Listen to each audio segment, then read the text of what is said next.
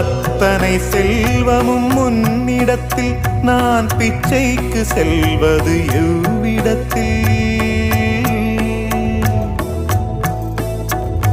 அத்தனை செல்வமும் முன்னிடத்தில் நான் பிச்சைக்கு செல்வது எவ்விடத்தில்? வெறும் பாத்திரம் உள்ளது என்னிடத்தில், அதன் சூத்திரமோ அது உன்னிடத்தில். ஒரு முறையா இருமுறையா பலமுறை பல பிறப்பெடுக்க வைத்தாய். புதுவினையா பழவினையா கணம் கணம் தினம் என்னை துடிக்க வைத்தாய். பொருளுக்கு அலைந்திடும் பொருளற்ற வாழ்க்கையும் துரத்துதே.